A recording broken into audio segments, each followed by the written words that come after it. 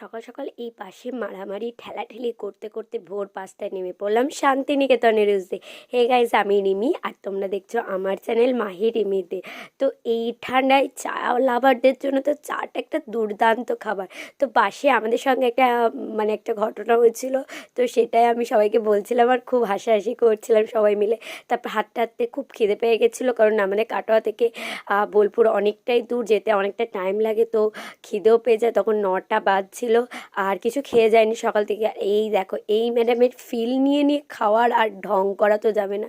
একটা এত বড় হায়ে পুরো গোটা কচুরি ঢুকিয়ে ফেলবেন ম্যাডাম। তারপরে এই বিল্ডিংয়ের অপোজিটই হচ্ছে শান্তিনিকেতনের মেলার গেট ও মেলার মাঠটা।